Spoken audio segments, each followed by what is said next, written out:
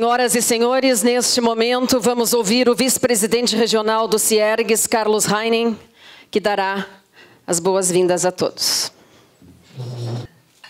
Senhoras, senhores, sejam todos bem-vindos.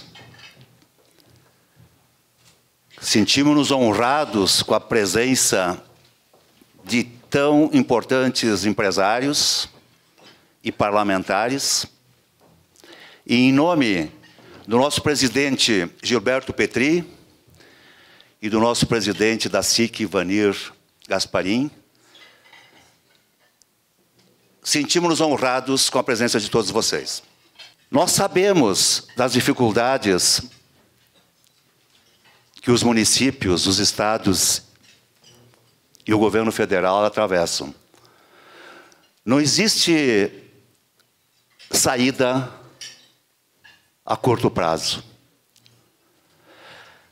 O que nós podemos fazer como industriais é nos associarmos ao trabalho desses parlamentares, legislativos e do Congresso no sentido de aceleração das medidas e das reformas necessárias.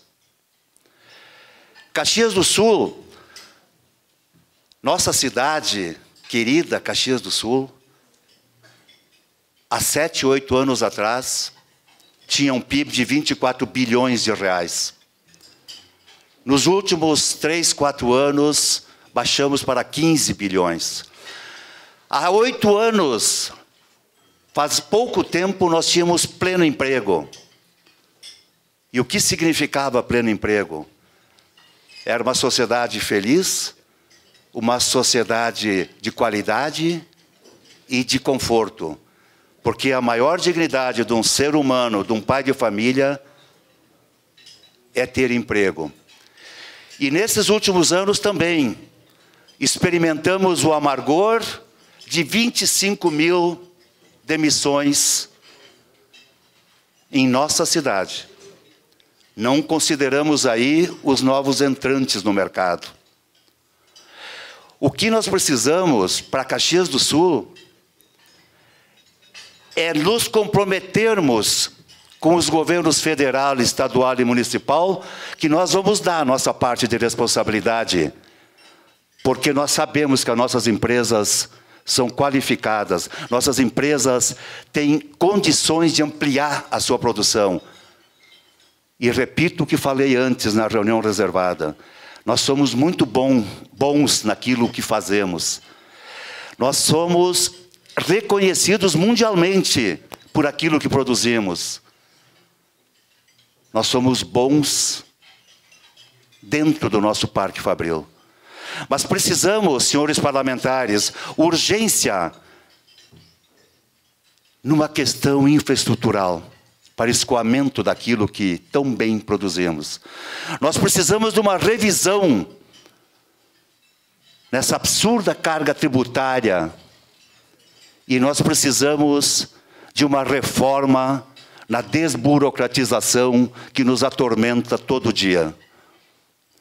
Contem conosco e nós contamos com a força, a palavra e a voz de vocês nos parlamentos. Por favor, a medida provisória da liberdade econômica, a irrigação que esse pequeno valor pode dar do fundo de garantia não podem ser postergados. Mas nos preocupa que estamos trabalhando com detalhes. E isso logo ali adiante vai ser consumido. Dificilmente uma irrigação de 30 ou 50 bilhões vai fazer algum efeito na economia, tendo em vista a insegurança que o nosso povo brasileiro tem com relação ao emprego. Então a indústria é um motor que pode gerar riqueza, tributo, dignidade para o ser humano e desenvolvimento para o país. Que tenhamos todos consciência daquilo que vai ser tratado aqui e da responsabilidade que nós temos junto com os senhores parlamentares. Obrigado pela presença. Nossos agradecimentos ao vice-presidente regional, Carlos Heinen. Convidamos para a sua saudação Presidente da SIC Caxias do Sul, Ivanir Antônio Gasparim. Senhoras e senhores, bom dia.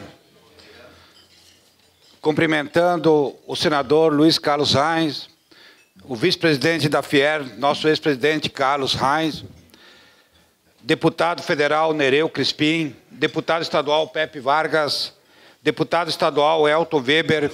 Também aqui uma colocação que o Búrico fez uma pequena cirurgia, nos ligou hoje de manhã, pedindo desculpa por não estar presente.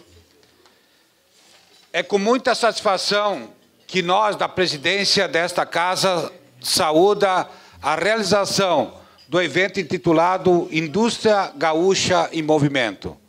Esse diálogo, proposto pela Fiergs, representa uma iniciativa necessária, importante e bem-vinda para Caxias do Sul, para todo o Rio Grande do Sul, tendo em vista a articulação empresarial em que todos assumem suas responsabilidades no processo de desenvolvimento que almejamos.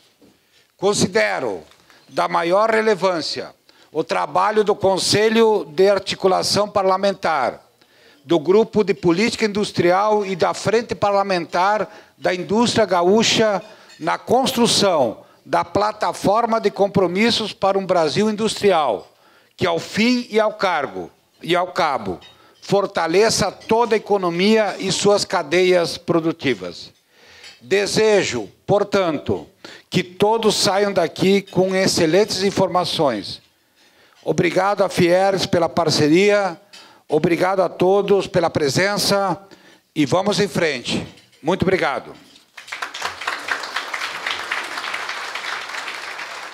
Agradecemos ao presidente da SIC Caxias, Ivanir Gasparim. Chamamos agora o vice-coordenador do COAP, João Freire, para a sua saudação e a apresentação dos objetivos e ações estratégicas do Conselho de Articulação Parlamentar. Bom dia, presidente Ivanir Gasparim, senador Luiz Carlos Reis, deputado Nereu Crispim, deputado Pepe Vargas, deputado Elton Weber, nosso vice-presidente Heinen, né, representando a Fiergs aqui em Caxias brilhantemente. Bom dia a todos. Na realidade, eu não vim falar nenhuma novidade, mas que é importante ressaltar e reforçar, até porque tudo que já foi dito, e lá em cima nós falamos no gabinete da presidência, a hora é de a gente se movimentar. E todo mundo está, né, trabalhando, né, na defesa dos interesses da indústria, mas se nós atuarmos de forma uníssona, se nós atuarmos de uma forma unificada, e que a gente sempre compara, mas como é que o Nordeste consegue? Como é que a Amazonas, a região norte, consegue? Porque eles atuam integrados, não só um estado, mas regiões inteiras. E aí os deputados na Câmara Federal percebem isso no sangue, no dia a dia. Então, a proposta do COAP, e aí vocês também, né, conhecem, mas viemos aqui só para reforçar o trabalho do COAP, que, na realidade, o Conselho de Articulação Parlamentar tem como objetivo a defesa de interesses, né, no âmbito parlamentar, seja no Congresso Nacional, na Assembleia Legislativa, mas trabalhar a defesa de interesses de uma forma transparente, ética, né, de uma forma sistemática e não casual. A nossa intenção, e aí o projeto Indústria em Movimento tem esse objetivo, que não sejamos casuais em cima do projeto A ou do projeto B. Ah, entrou o projeto do mínimo regional, vamos lá sair correndo em defesa, ou melhor, contra o mínimo. Vamos lá, porque o Xantor... Não, é exatamente estabelecer um processo de relacionamento. E aí, reforço o agradecimento aos parlamentares aqui presentes, que neste processo de relacionamento é que nós vamos construir alguma coisa. É nesse processo de relacionamento que nós vamos ter uma atuação com uma eficácia maior. Então, o nosso trabalho é acompanhar sistematicamente todo e qualquer projeto que impacte a indústria gaúcha, a indústria brasileira. Uma avaliação técnica, a Federação da Indústria tem suas áreas tributária, trabalhista, de infraestrutura para dar argumentação devida para cada um dos temas, e aí os temas capturados em vários segmentos são tratados internamente para que se tenha argumentos para debater com o parlamentar, argumentar uma melhoria, né, para a indústria gaúcha. E nós temos uma equipe, a equipe técnica aqui está representada pela Yara, a Juliana e a equipe do Conselho, que, além das áreas técnicas, faz essa atuação sistemática, né? E a gente acompanha todo e qualquer projeto de lei que está lá tramitando, é dado um acompanhamento sistematizado. Os boletins são semanais. Como é que andou cada um? Se houve tramitação, uma aprovação, um encaminhamento em qualquer projeto que está na nossa rede, ele é mapeado e ele tem uma informação atualizada. Um instrumento criado recentemente na Assembleia Legislativa, nós estamos investindo bastante para que a gente possa, como já disse, de uma forma sistemática, interagir com o Parlamento e, aqui no caso, a Assembleia Legislativa. É a Frente Parlamentar da Indústria, né? Qual é a vantagem da Frente Parlamentar? Que a gente pode trabalhar uma pauta de forma sistemática. E qual é a pauta? Obviamente, a pauta da indústria. Quais são os temas? Hoje, a Federação da Indústria tem a plataforma do Brasil Industrial. São temas transversais, não tem segmentação, não tem setorização, são temas que atingem a toda a indústria. Vocês vão ver com a apresentação do nosso economista-chefe André Nunes, são temas transversais. Eu tenho certeza, posso garantir, que todos aqui presentes vão se sentir representados na pauta que está sendo levada pela Fiergs, está sendo trazida hoje aqui, apresentada pela Fiergs, e vai ser trabalhada na Frente Parlamentar.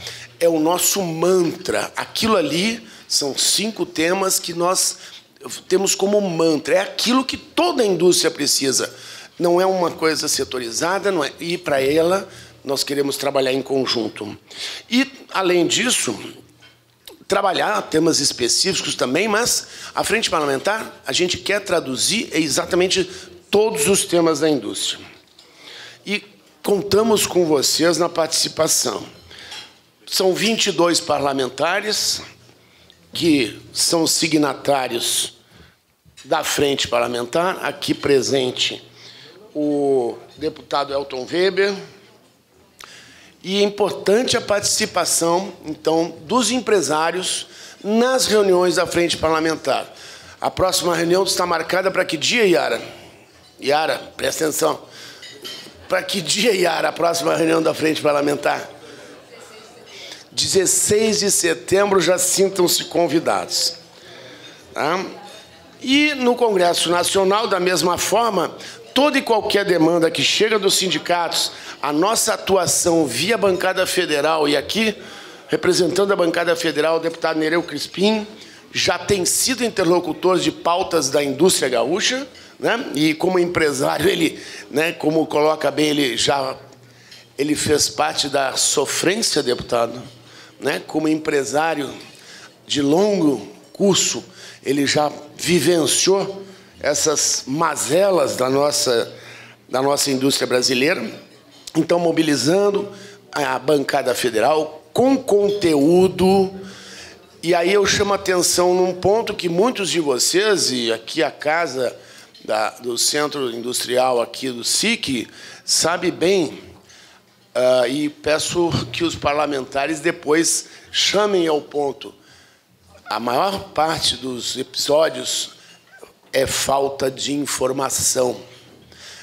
O parlamentar está lá tratando de uma miríade de temas enorme. E aí a gente quer tratar de um tema específico da indústria que seja ferrovia, como já foi falado aqui. mas subsídios, por que a indústria gaúcha é impactada por essa maldita concessão? Quantos milhões Caxias perde? Eu via, agora, quando nós subimos aqui de Porto Alegre, eu vi um caminhão que tinha uns 50 metros de comprimento com 2 bobinas de aço. 2. Pode isso? Então, como é que não tem uma ferrovia competitiva no estado do Rio Grande do Sul capaz de alimentar a indústria? Então, assim, o que, na maior parte das vezes, falta é subsídio técnico. E aí a Fiergues tem toda a condição para dar isso. E nessa relação continuada, não é uma relação episódica dos deputados federais do Congresso Nacional, da Assembleia e dos senadores, nós, a Fiergues, temos sim uma relação continuada e sistemática, né? E a gente propõe agendas como essa aqui, né, para trabalhar esse relacionamento. Então, o COAP se coloca à disposição dos senhores, através do seu coordenador, né, Cláudio Bir, eu vice-coordenador, apoiando o nosso colega Cláudio Bir, a Yara, a Juliana e a Eduarda na equipe técnica. Estamos à disposição de vocês para todo e qualquer tema, para buscar apoiar na defesa do interesse da indústria gaúcha. Era isso, e muito obrigado pela presença de todos, realmente. E, por favor, participem de todo o episódio que a gente propiciar, porque realmente é esse olho no olho com os parlamentares. Eu estava dizendo para eles, né, que hoje o palco é deles, né? A gente quer realmente que eles ouçam vocês e eles possam trazer a mensagem deles também. E, além disso, que a gente também é um papel importante dos empresários, que a gente leve para dentro das nossas empresas esse diálogo. Porque, na hora de votar, o que acontece? O nosso colaborador lá, ele vota no... Ah, aquele deputado defende os cachorrinhos. Aquele deputado lá defende a luz do sol brilhando, que é holístico. Então, assim, nós temos que ter empregados que defendam a pauta da indústria, defendam estes parlamentares que estão aqui ouvindo a indústria. Então, é isso que a gente tem que fazer, levar essa mensagem também para as nossas empresas. Tudo bem que aqui tem 100 empresários, né? Mas quem é que realmente define na hora da eleição? São os nossos colaboradores. Então, esses parlamentares que defendem a indústria têm que ser conhecidos pelos nossos colaboradores para que defendam a pauta da indústria e não a pauta eclética, né? Miríade de sonhos e ilusões. Muito obrigado.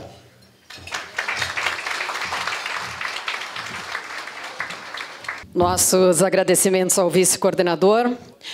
E, neste momento, convidamos para apresentar o trabalho do Grupo de Política Industrial da Fiergues, intitulado Plataforma de Compromissos para um Brasil Industrial, o economista-chefe da Unidade de Estudos Econômicos da Fiergues, André Nunes de Nunes.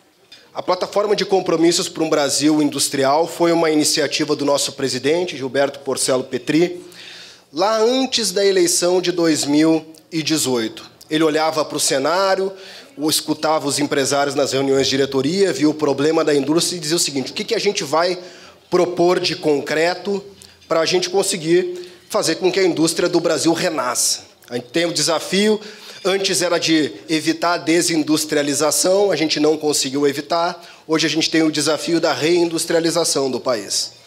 E aí ele com seu jeito, né, bastante assertivo, bastante peculiar, disse o seguinte: olha, eu não quero um trabalho de economistas, eu quero ouvir empresários, eu quero que os empresários proponham aquilo que de fato vai ser relevante para a nossa indústria. E ele montou um grupo.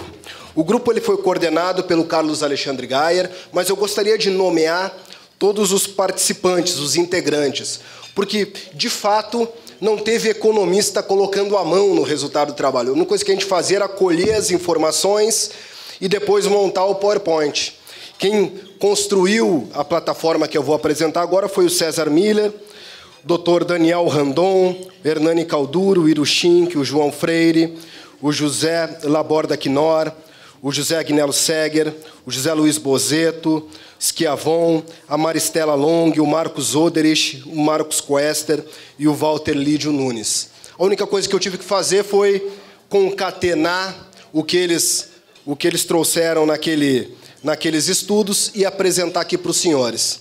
A primeira coisa que eles tiveram contato, começaram a estudar de fato, foram vários encontros em que passaram a tarde inteira na Fiergs, estudando, debatendo, teve textos que foram trocados entre eles, é que dois fatores, né, eles chegaram à conclusão que dois fatores foram determinantes para todo o progresso, todos aqueles países que atingiram o status de países desenvolvidos no mundo no pós-guerra, que foi industrialização e participação nos mercados globais.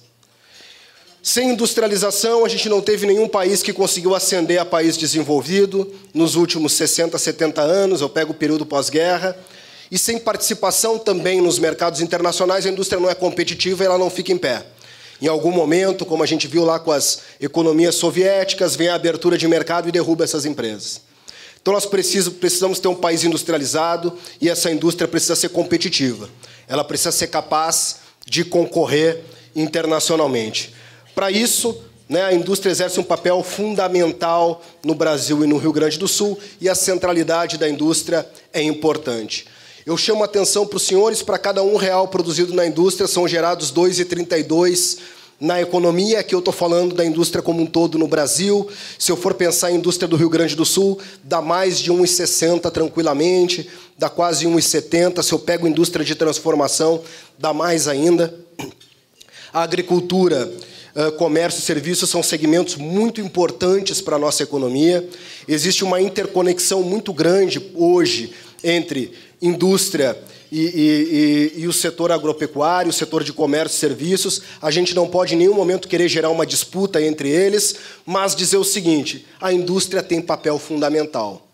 Muito do pacote tecnológico que se usa hoje no campo, que faz com que a gente tenha uma agropecuária extremamente competitiva, talvez a mais competitiva do mundo, quando a gente pensa, né, da porteira para dentro, é porque o pacote tecnológico fornecido pela indústria é muito bom.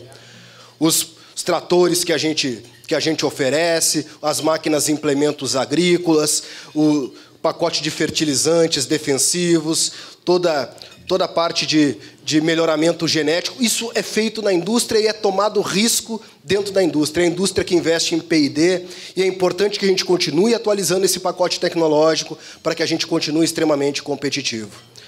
A indústria emprega 9,6 milhões de trabalhadores, 21% do total, exporta 111 bilhões. Hoje em dia a gente também, né, fala muito da nossa exportação de grãos, da nossa exportação de minérios, mas 51% da pauta, segundo a nossa Funsex, ela é de produtos manufaturados. A gente ainda tem um papel muito grande, apesar de todas as dificuldades de logística, tributária, competitividade em termos de mão de obra, a gente ainda tem um peso muito grande em termos de exportação. 68% dos gastos com P&D acontecem no setor privado. Isso, hoje em dia, a gente fala da economia da tecnologia, da indústria 4.0, da revolução que tem a tecnologia da informação nos serviços. Muito dessa tecnologia ela é feita dentro da indústria, com um papel muito grande de SESI, de SENAI. Então, a gente não pode virar as costas para esse setor que, infelizmente, diminuiu ao longo dos últimos anos. 32%, apesar de responder por 21%, né, dos empregos, 32% da arrecadação dos tributos federais são feitos, né, pela indústria e 25% da arrecadação previdenciária. Então, é um setor mais formalizado. É um setor que paga melhores salários, paga salários mais altos. Isso também é importante para a retomada da nossa economia. Olhando para a importância da indústria, os empresários começaram a ver o seguinte: como é que nós vamos organizar os nossos eixos de atuação, a nossa atuação? E ela vai se dar fundamentalmente em 5 eixos. Eu vou passar rapidamente por eles, mas eu chamo a atenção que existe um folder na mesa de cada um dos senhores ali, com esses eixos resumidos. Evidentemente que lá tem um link, vocês podem baixar o trabalho completo ou procurar no site da Fiergs o trabalho completo, ele tem lá mais de 60 páginas, e lá existe um detalhamento muito maior de cada um desses eixos. Mas eu chamo a atenção que também é o seguinte: os empresários tiveram, né, a sensibilidade de não propor nada muito fechado. Eles entendem o seguinte, que, olha, nós precisamos construir a solução com o Legislativo e com o Executivo. Não adianta querer chegar com uma pauta pronta e dizer, olha, aprove. Não, a sociedade também não aceita isso. A gente tem que entender quem elegeu esses deputados, quem elegeu o Executivo, portanto, a gente precisa construir. O nosso objetivo aqui é botar grandes linhas, eixos e fazer essa construção. O primeiro eixo diz respeito à segurança jurídica, desburocratização, simplificação e eficiência administrativa e tributária do setor público. Eu chamo a atenção para a insegurança jurídica e constante mudança das regras do jogo. Desde a promulgação da Constituição Federal, foram editadas 5.679.157 normas federais, estaduais e municipais, de acordo com o IBPT. Desse total, mais de 300 mil eram tributárias. Todo mundo já ouviu a expressão de que o Brasil é um manicômio tributário, e essa expressão é fácil da gente entender por quê. Em média, foram editadas 555 normas por dia, 32 de caráter tributária. É muito difícil do empresário conseguir focar no processo produtivo, focar em vender, em produzir, em entregar, em inovar, em concorrer, que esse é o objetivo de quem monta uma empresa, né? Cobrar depois, faturar, fazer lucro, reinvestir esse lucro, pagar salários. Fazer isso já é muito difícil. Mas grande parte do tempo do empresário tem sido alocado com o quê? Com estar de acordo com o fisco, com o setor público. Tem um sócio que ele dá muito problema, que é o governo. A gente precisa resolver isso. Existe uma agenda, uma série de medidas que foram propostas em âmbito nacional, em âmbito estadual. Eu vou passar rapidamente por isso, né, para depois a gente ter espaço para os demais se pronunciarem. Eu não quero monopolizar aqui o microfone, mas tem o segundo eixo, que é infraestrutura e logística. Nesse eixo, os senhores sabem que a gente está muito atrasado. O Brasil é o 108º colocado entre 137 países no ranking de infraestrutura do Global Competitiveness Report. A gente está muito atrás em rodovias, em portos, em aeroportos, em ferrovias. Se a economia, né, voltar a crescer, e a gente espera, e a nossa previsão é que ela volte a crescer nos próximos anos, mas pega aí 2, 3, 4 anos crescendo a taxa de 3%, a gente vai ter de novo esgotamento de portos, esgotamento de rodovias, esgotamento de aeroportos. Se hoje as nossas rodovias já não dão conta, com uma demanda extremamente enfraquecida, né? Imagina quando a gente voltar, de fato, a produzir, a crescer na velocidade que a gente acha que é o mínimo necessário para manter a nossa indústria. Também existem medidas, grandes linhas propostas no âmbito nacional e no âmbito estadual para a gente olhar para esse eixo. O terceiro eixo é a adequação do tamanho e do peso do setor público. A gente precisa falar de estabilidade macroeconômica e de financiamento. É um eixo muito importante, é um eixo de base. Evidentemente, quando a gente fala de estabilidade macroeconômica, eu não quero dizer que, de uma hora para outra, o Brasil vai ser um país sem solavancos. O que a gente tem que dar para o empresário e dar para o investidor interno e para o investidor estrangeiro é ver dentro de quais parâmetros nós vamos oscilar. É dizer o seguinte, olha, nós não vamos mais flertar com hiperinflação, nós não vamos mais maquiar contas públicas, não cabe mais a gente controlar preços administrados para fazer uma política populista. Tem coisas que não cabem mais, e a gente tem que olhar para isso. A dívida pública no Brasil ela é muito elevada. O Brasil cresce a arrecadação acima do PIB e acima da inflação, ano após ano, desde a Constituição de 88. Não é um problema de arrecadação que nós temos. A gente tem um problema, é que os gastos crescem mais do que isso. Mais do que o PIB, mais do que a inflação e mais do que a arrecadação. Hoje, a nossa dívida PIB está batendo 84% em 2017, segundo o critério de apuração do FMI.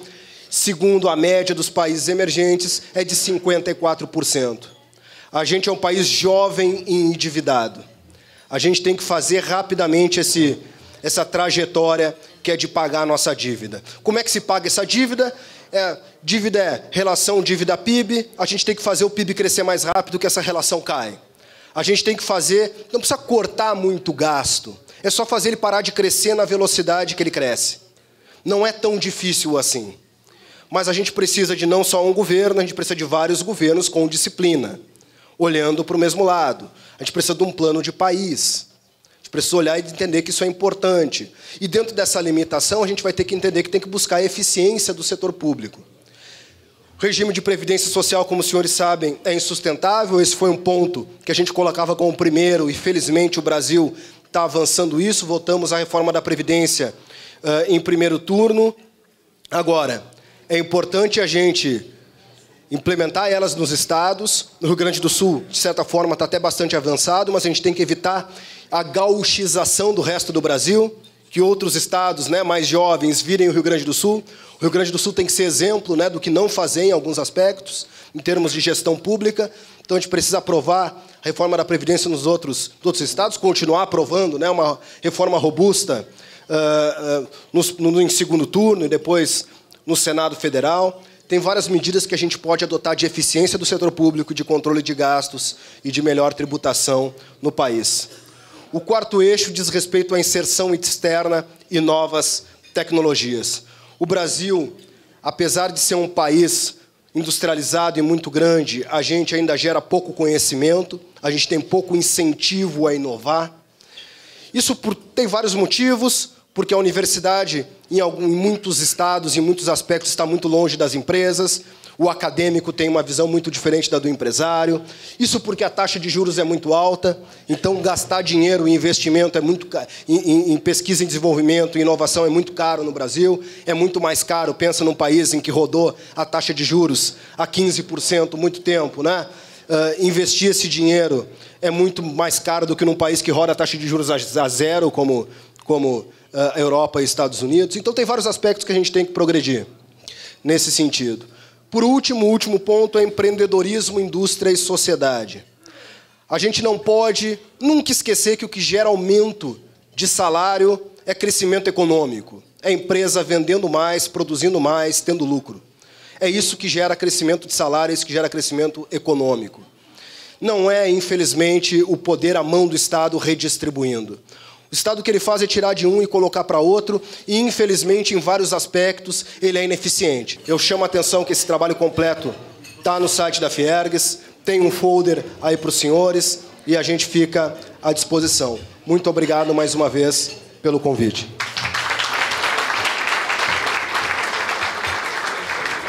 Agradecemos a presença do economista André Nunes de Nunes.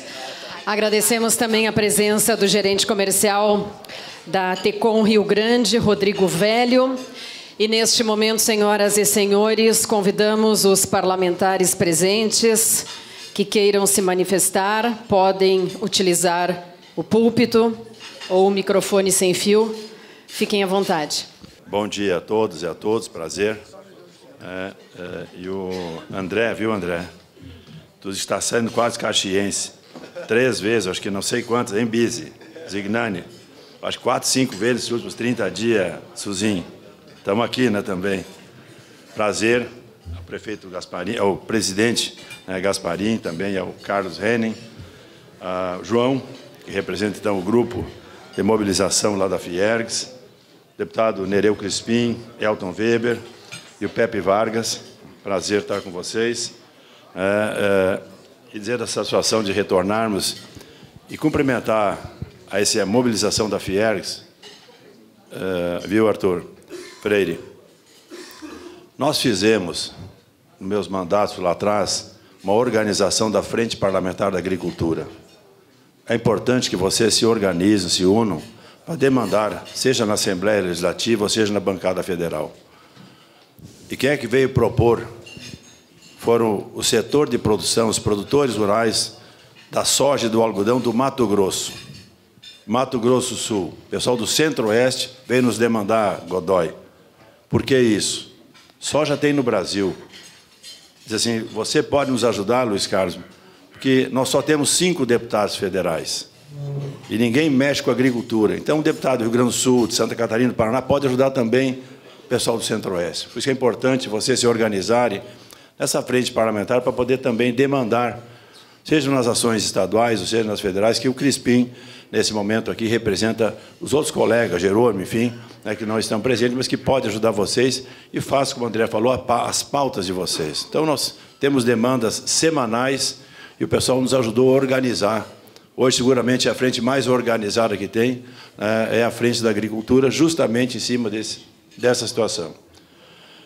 Algumas coisas que foram colocadas aqui, a reforma da Previdência, demorou um pouco lá na Câmara, mas foi ajustada, foi aprovada em primeiro turno, deve ser aprovada agora na primeira semana de agosto, em segundo turno, já avançou e bastante, perto do que foi apresentada pelo ministro Paulo Guedes, pelo presidente Bolsonaro, então houve um arranjo, está aprovada. Falta a questão do segundo turno e ela vai para a Câmara, para o Senado Federal. Então, nós vamos receber lá na primeira semana de agosto, e já tem um acerto entre os senadores. Nós vamos incluir lá a questão dos estados e municípios. É muito importante.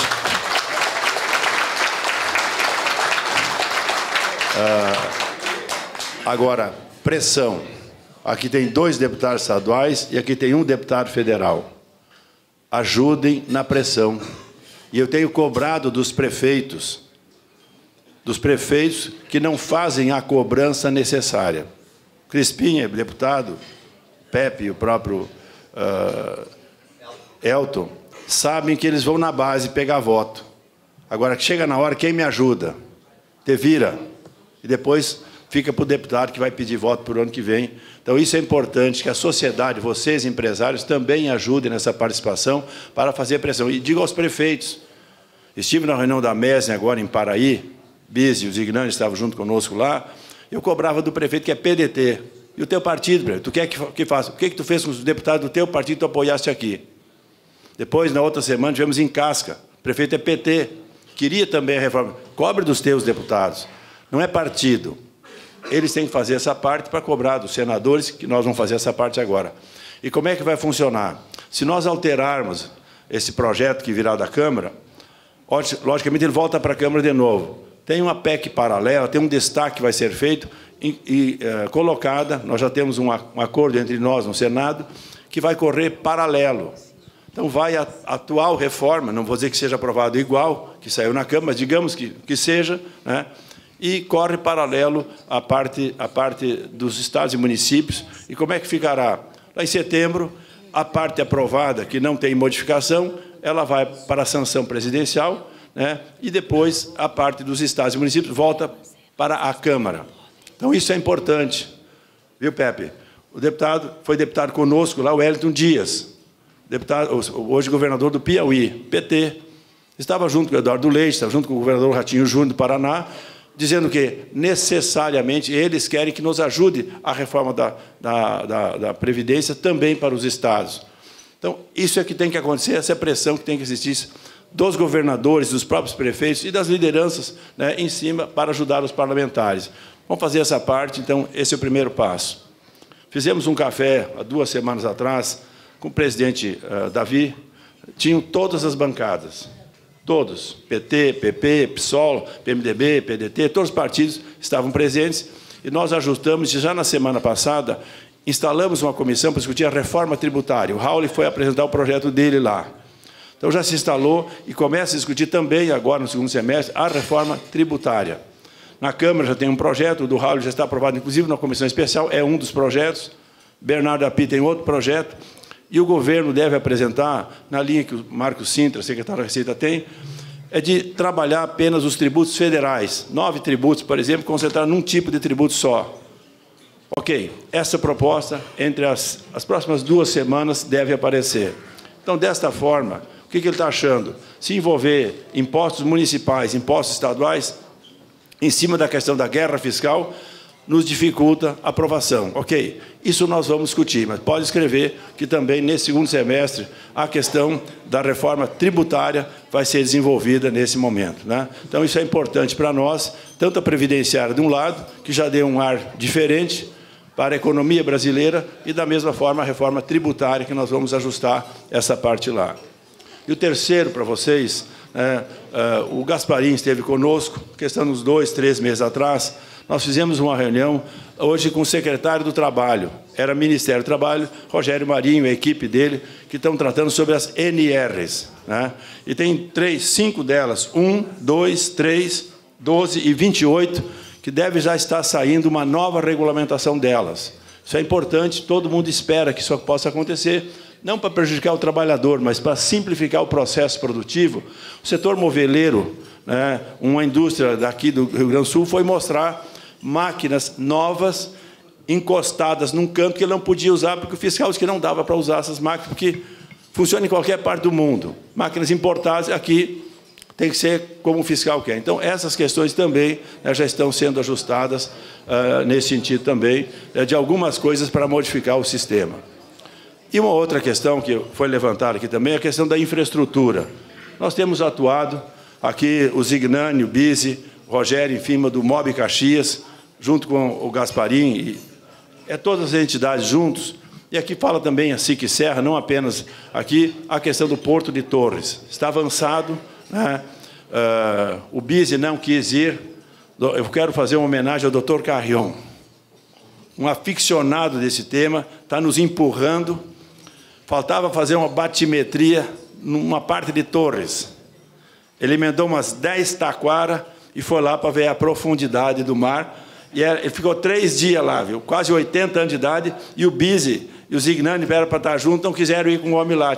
Deixaram o homem velho lá trabalhando, mas foi feito o trabalho e já está no Rio de Janeiro para completar um mapa que nós já tínhamos ali. O Bise ajudou a receber o mapa, em cima da batimetria de um trecho do litoral norte do Rio Grande do Sul. Hã? Não sei, Bise, 80? É, o Bise. Não, o doutor Carrion tem quase isso, é 70 e vários, sei lá a idade dele. Eu quero dizer que, né, a ideia que para o Rio Grande do Sul é importante, apesar de alguns nos criticarem, que é contra Rio Grande, negativo, nós somos a favor do Rio Grande do Sul. Então é importante que a gente tenha uma segunda alternativa, como Santa Catarina tem 5 portos. Já discutimos aqui na região sobre as rodovias. Eu vi aqui nessa casa e me dizia assim, quando eu era candidato, Suzinho, não tem uma estrada duplicada que chega em Caxias ou chega na Serra Gaúcha. Então nós já reunimos, outra vez foi lá em Bento Gonçalves, 46 municípios, prefeitos, vereadores, lideranças empresariais com a SIC Serra juntos. Fizemos o quê? Apresentamos há 3 semanas para o ministro Tarcísio os principais trechos federais e estaduais que precisam ser concessionados. Dinheiro público não tem, o Crispim estava conosco nessa audiência, vários parlamentares, não tem dinheiro federal, é muito difícil, o orçamento é 700, 800 milhões para o Rio Grande do Sul. Fazer o quê? Só o prolongamento da 448 custa isso. Só o prolongamento da 448 custa mais ou menos 600, 700 milhões, é o orçamento de um ano para as obras que estão em andamento, né, ou para a conservação das estradas federais do Rio Grande do Sul. Portanto, apresentamos um tema de concessão, e já aprendemos com ele, o general Megide, que é o secretário nacional de infraestrutura, o que o Paraná está fazendo. Tem um grupo do Paraná com o Ministério trabalhando todos os meses em cima de a contratação do BNDES para estudar os principais trechos que serão concessionados no Rio Grande do Sul. Como já apresentamos os principais trechos da Grande Porto Alegre, da Serra Gaúcha, do Vale do Calçado, da Fronteira, das Missões, enfim. Tem lá um planejamento. Quarta-feira passada, entregamos para o ministro Tarcísio, vou falar aqui, Rui, as ferrovias, os 3.200 quilômetros de ferrovia que nós temos no Rio Grande do Sul, e levamos também o pessoal do Paraná, que está bem na nossa frente, Gasparim. Hoje é o pessoal da Ferroeste. Tem uma ferrovia que ainda funciona lá, e eles, junto com as cooperativas, que são grandes demandadores, representando a Federação das Indústrias, estiveram presentes conosco, e demandando a Malha Sul, que é Rio Grande do Sul, Santa Catarina e Paraná. Então, começamos a discussão com o Tarcísio, e eu quero fazer uma reunião, daqui a pouco vai ser na Fiergs, para que a gente possa demandar o aço, o diesel, o biodiesel, o fertilizante, o calcário, a soja, o arroz, enfim, o que demanda transporte, certo? Porque é importante fazer, e tem uma linha diferente, que está se trabalhando já no Senado, um projeto, porque hoje, aqui no Brasil, chama-se concessão. O que está se trabalhando nessa linha do governo Bolsonaro, do ministro dos Transportes, é um projeto que já tem nos Estados Unidos autorização. Do dia, Bise, Zignani, aqui na reunião que a gente fez sobre infraestrutura, um técnico de vocês estava aprendendo, vamos fazer uma ferrovia daqui não sei para onde. Bom, se essa ferrovia for viável, nesse projeto novo que nós vamos aprovar agora no segundo semestre, estarão autorizados. Um grupo de empresas caxienses, empresários da Serra, sei lá de onde, nós vamos investir e vamos fazer uma ferrovia daqui para Torres, por exemplo, ok? Ok, se ela for viável, vocês construam, o negócio é de vocês. Esses trechos também, ainda são a legislação americana. E essa semana trouxemos, né, uma técnica para explicar o modelo deles, nós debatemos lá no Senado Federal, de um modelo de autorização. Então, tem as concessões, ok, né? A Rumo ainda tem alguns anos para explorar aqui no Rio Grande do Sul, mas aqui, o que nós queremos ver? Como é que a gente ativa Rio Grande do Sul, Santa Catarina e Paraná? Então, vamos juntar as forças dos 3 estados, as demandas dos 3 estados e trabalhar nessa questão, né, sejam por concessão ou seja pelo modelo de autorização. Então, isso nós estamos trabalhando. A gente fala em hidrovias. O candidato, né, que vai ser candidato, ó, eu vou fazer, não tem hidrovia, vou fazer um rio para vocês. Mas nessa semana, nós temos já um trabalho, levamos o prefeito de Charqueadas, na reunião com o ministro, o prefeito de Estrela, quer o quê? Não funciona o Porto de Estrela, não funciona o Porto em Charqueadas, que desde 1980 está abandonado. Mas tem um investidor que quer colocar 60, 70 milhões por conta própria e assumir o Porto de Charqueadas. O ministro chamou a secretária do DENIT, que cuida da parte aquaviária, e já vamos trabalhar para autorizar. Pronto. Alguém quer investir? Pode explorar o Porto de Charqueadas. E assim também vamos entregar o Porto de Estrela, bota a iniciativa privada a trabalhar, e foi demandado para a bancada gaúcha, Crispim, recursos para fazer o projeto de arrumar as eclusas. Tem 3, 4 eclusas que precisam, que foi lá dos anos 50 construídas e nunca mais foram conservadas. E tem problemas, né, e que de uma certa forma também trava. Acertamos já um recurso no Ministério que vai fazer o projeto para a recuperação dos eclusas. Portanto, tem coisas importantes. E agora de manhã, para arrematar, aqui na Prefeitura de Caxias, nós reunimos a Prefeitura de Caxias, o MOB Caxias, também o Grupo Visão de Gramado, a Prefeitura de Gramado, e discutimos o aeroporto aqui de Gramado, de Vila Oliva, que está definido um aeroporto para a Serra Gaúcha, não é de Caxias, chama-se o aeroporto da Serra Gaúcha, agilizando, porque tem recurso no orçamento, e a gente veio pedir aos prefeitos, no caso de Gramado e Caxias, que se organizem, agilizem, para que nós possamos empenhar ainda esse ano o recurso do projeto, ok? Então, tem coisas interessantes acontecendo, e eu quero agradecer a presença de vocês, dizer que a Fiergs ou a SIC Caxias aqui, Serra, enfim, podem contar com o nosso apoio. Muito obrigado. Obrigado, senador. Recebemos hoje o pessoal do ATECOM, né, a Bise, depois, também vieram nos pedir...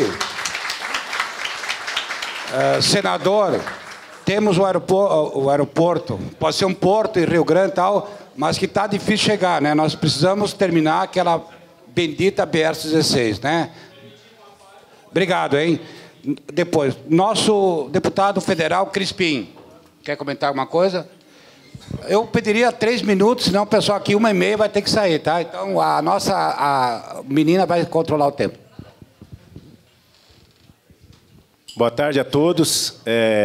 Quero cumprimentar o presidente Gasparim, o presidente Carlos, o senador Reis aqui, os deputados estaduais presentes e todos os empresários. E só mandar um recado rapidamente, porque o meu líder aqui já passou, fez a faxina, deu todas as notícias boas que a gente está precisando ouvir. Mas eu quero deixar um recado aqui que eu repeti lá em cima na reunião. Eu não era... político, nunca fui político, eu era da sofrência, tinha um CNPJ, e eu nunca tinha feito um agradecimento, vou fazer hoje aqui o senador Reis, que eu encontrei ele a primeira vez numa reunião onde ele ia ser candidato a governador do estado, E ele, naquele momento, mandou uma mensagem lá que eu me identifiquei, que ele falou dos licenciamentos ambientais, que a gente tem um problema dramático, quem quer empreender, na hora que é quase considerado um criminoso. E ele, no dia, eu acabei gravando um vídeo com ele, quando ele ia ser candidato, inclusive, a governador do estado. E naquele dia eu decidi entrar para a política. Foi um dos motivos que me fez entrar para a política, vendo que existem políticos que estão lá em Brasília para resolver os problemas dos estados, resolver os problemas das cidades. Existe um desmerecimento, às vezes, dos cargos públicos, né? Então, toda a mensagem referente às pautas lá do governo, reforma da Previdência, reforma tributária, o senador já falou, mas eu queria deixar uma mensagem aqui. Eu que fiz 1.200 votos só em Caxias, né? Mas foram 1.200 votos que me fizeram retornar aqui, e vou retornar várias vezes, né? E peço que valorize o mandato dos seus prefeitos, seus vereadores, seus deputados federais, seus senadores, né? Porque a gente não pode desmerecer os políticos, senão é o seguinte, vai acabar a democracia, né? Então, eu deixo essa mensagem. Eu vim para a política exatamente porque eu não me sentia, às vezes, representado, né? E com o senador Reis, na época, me identifiquei com isso. Estamos lá com o nosso presidente Bolsonaro, que tem aquela máxima que diz que ele não vai atrapalhar quem vai produzir, né, senador? Ele sempre deixa isso, ó, eu não vou atrapalhar, o governo não vai atrapalhar quem vai produzir. E eu me via sempre achacado por uma carga de impostos, criminalizado, às vezes, pelo meio ambiente, né, e perseguido pelo Ministério Público do Trabalho como empresário, né? Então, eu acho que o empresariado realmente tem que se mobilizar e determinar que eles não podem ser considerados criminosos, como muitos casos aí, tem portos, ferrovias e uma série de empreendimentos trancados pelos licenciamentos ambientais. E a insegurança jurídica, às vezes, de empreender, depois que você já está com o seu empreendimento liberado, trabalhando, vem lá uma denúncia e você é obrigado a parar o empreendimento, como tantos outros já aconteceram aqui no Estado e pelo Brasil afora. Tá? Muito obrigado a todos e deixo meu gabinete em Brasília 483 à disposição. Muito obrigado. Deputado Crispim, independente de 1.000, 2.000 votos, o senhor é representante de todo o Rio Grande do Sul. Obrigado, Crispim. Deputado Pepe Vargas. Bom, muito boa tarde, então, a todos e todas. Eu queria cumprimentar o presidente Vanir Gasparim e o Carlos Heinen, que está aqui pela Fiergs, e o Gasparim como nosso anfitrião aqui, presidente da casa. Saudar todos os empresários e empresárias aqui presentes. Saudar o senador Reis, o deputado Crispim e o meu colega deputado Elton Weber. A agenda da indústria, enfim, eu fico inteiramente aberto para discutir, me acionem quando necessário. Não assinei a frente parlamentar devido à dinâmica que é lá na Assembleia, né? Para vocês terem uma ideia, uma frente parlamentar precisa de 19 deputados que assinem. Então, quando o deputado que está coletando as assinaturas chega na 20ª, ele já vai lá e protocola. Entendeu? Então, ninguém pediu para mim assinar. Se tivesse me pedido para assinar, eu assinaria com todo prazer e com toda certeza, né? E eu não estou fazendo uma crítica ao colega que estava coletando, porque eu também, outro dia, estava coletando assinatura para uma frente parlamentar. Quando chegou na 19ª, que era o número exato, eu já fui lá e protocolei também. Então, não é crítica ao colega. A dinâmica lá é assim mesmo, né? Quanto às questões da infraestrutura, não vai dar para falar de todos os temas aqui, pelos 3 minutos, eu não quero me alongar. Sobre os temas da infraestrutura, eu fico à disposição para a gente discutir. Já tive outro dia aqui numa reunião com a diretoria da SIC, onde foi colocada uma série de questões. Eu só acho assim, ó, que a modelagem de concessão, seja rodovia, ferrovia, o que for, ela tem que ser discutida de tal forma que haja uma modicidade tarifária, nós não podemos repetir o que aconteceu no passado, e transparência na aplicação dos recursos. Ou seja, eu sou daqueles que acho, seja num pedágio público, seja num pedágio privado, tem que haver transparência nos números. Então, eu acho que isso é fundamental. Nós tivemos pedágios privados no passado, muito caros, foi um trauma aqui na nossa região, inclusive. Então, se for para fazer, já que o governo do Estado está optando por essa modelagem, eu acho que a gente tem que ficar vigilante em torno desse tema, do preço e da transparência, para saber se os investimentos serão adequados. É lógico, tem que haver uma taxa de retorno para quem vai administrar, isso é evidente, mas eu acho que esses 2 temas são fundamentais. E eu sou daqueles que acham que é um equívoco também extinguir a empresa gaúcha de rodovias. Por quê? Porque a iniciativa privada não vai vir para todas as rodovias. Ela vai, obviamente, optar por aquelas concessões que darão um retorno maior, porque é evidente, porque senão o empresário vai aplicar esse dinheiro, esses recursos, no outro negócio. Assim é no sistema que vivemos. E aí o Estado vai ter que continuar tendo uma malha rodoviária muito grande ainda para cuidar.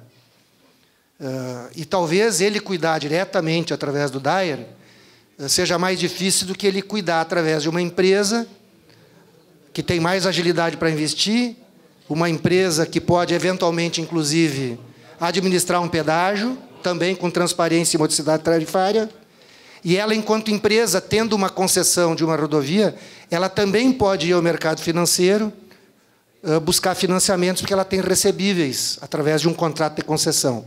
Então, eu acho que seria algo também para a gente pensar. Tenho defendido isso lá na Assembleia Legislativa, né? Então, quanto à logística, queria colocar isso. Em segundo lugar, sobre a reforma da Previdência. Eu não concordo com a reforma que está sendo aprovada. Quero ser franco, sincero, que eu acho que é o único jeito da gente fazer política é ser franco com as pessoas. Por que eu não concordo? Porque ela não mexeu naquilo que era o principal de ser mexido no caso da União. Estou falando da aposentadoria dos militares. Essa eu conheço os números, ela é crescente e rumo ao infinito. Um general vai poder continuar se aposentando com 30 mil por mês, porque eles chegam no teto, né? Esse é o grande gasto lá na União. Quando a gente pega a curva atuarial dos servidores públicos civis, ela cresce um pouquinho, depois estabiliza, depois começa a cair. Por quê? Pelas mudanças na legislação previdenciária feitas em 98 pelo Fernando Henrique, em 2003 no governo Lula e em 2012 no governo Dilma.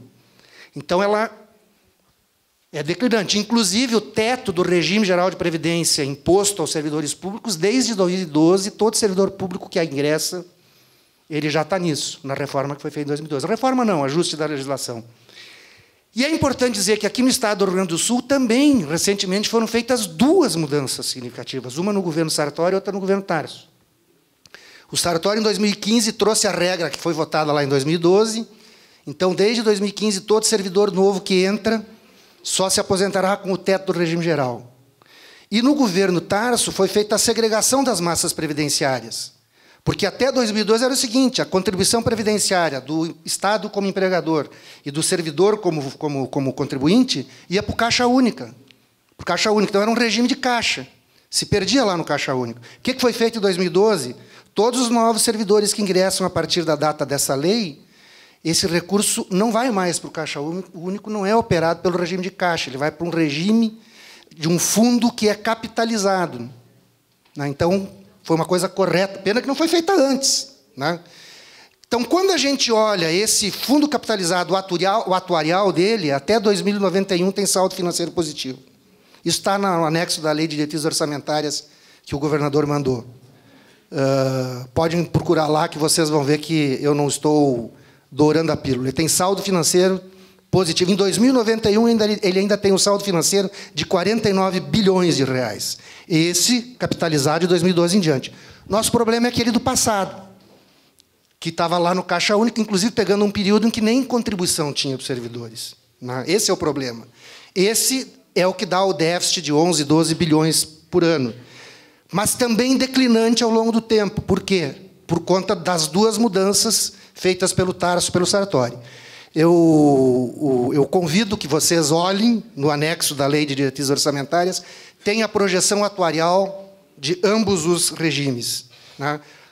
Esta, que é o antigo, ela continuará gerando um passivo grande para o Estado ao longo dos anos. É verdade.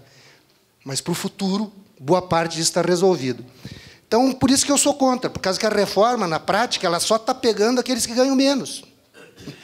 Porque nós vamos dizer... Vocês sabem quanto é que vai ficar o valor da aposentadoria de alguém que ganha 2 mil por mês e que, pelas regras atuais, se aposentaria ganhando em torno de 1.700? Vai se aposentar com 1.200.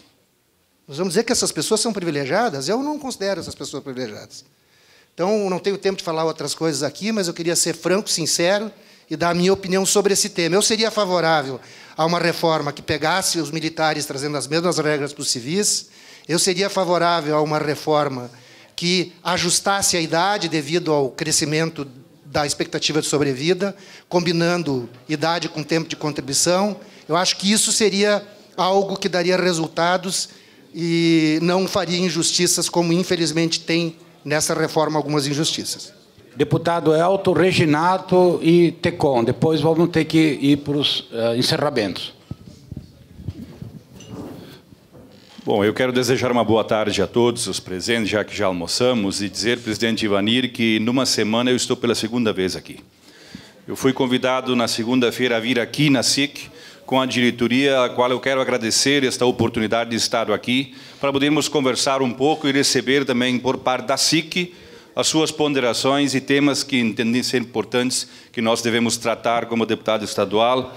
Sendo vizinho de Caxias do Sul, eu sou natural de Nova Petrópolis e me somo à comunidade caxiense da região nestes temas. Cumprimentar o senador Heinz, o seu Heinen da Fiergues, o Crispim, o Pepe, o Búrico realmente se justificou, está previsto estar junto conosco aqui, aos empresários, pessoas ligadas à SIC, à Fiergues, a todos que estão aqui, técnicos, e eu cumprimento duas pessoas que eu tenho muito apreço, que é o seu Serafim, do Cindy Madeira, e toda a sua equipe, também o Valmir Suzin, pessoas que eu conheço há mais tempo. Vou dar uma curiosidade, Suzin, que muitos talvez não sabem. Eu tinha 12 anos de idade e eu fiz campanha para deputado estadual para o Valmir Suzin, porque meu pai, que é era agricultor, mandou eu fazer campanha para ele. Tá? Pessoal, os temas aqui colocados certamente são importantes e nós precisamos enfrentá-los. Nós não temos mais condições de empurrar, presidente Ivanir, algumas questões com a barriga para frente. Não tem mais como fazê-lo. Portanto, eu creio que é muito bom poder estar aqui, ouvir o que foi apresentado da indústria gaúcha em movimento, que é um projeto interessante. Junto com os demais colegas, estou nesta frente parlamentar para ajudar. Eu sou da área da agricultura, não conheço profundamente esse setor. Embora fui vice-presidente da cooperativa Piá, talvez alguns conheçam a cooperativa dos produtos Piá, eu fui vice-presidente, produtor de leite, enfim, e meu ramo é na área da agricultura familiar, principalmente, inclusive o Pepe, onde foi ministro do MDA, e muito trabalhamos junto. E eu penso que nós temos que enfrentar estes temas, e isto não é uma tarefa só dos políticos, senador Heinz. Todos nós temos nossos mandatos, Crispim e Pepe, para fazer leis, regras, modificar, criar, enfim, tudo isto. Agora, se nós quisermos construir um projeto de Estado, não de governos. Governos são passageiros, tem que ter plano de governo, tem que ter plano de governo, sim. Agora, o que nós precisamos no nosso país, e eu entendi em parte, eu acho que é André, o nome do nosso técnico ali, economista.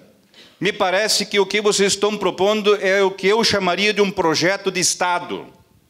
Para o setor industrial, como tem que ter para o setor da agricultura, como tem que ter também para os trabalhadores, para quem trabalha, coisas claras que funcionem, para o setor público da mesma forma. Isto que eu entendo que é o grande desafio nosso como sociedade. Para isto eu quero contribuir. Eu sou simpático à questão das PPPs,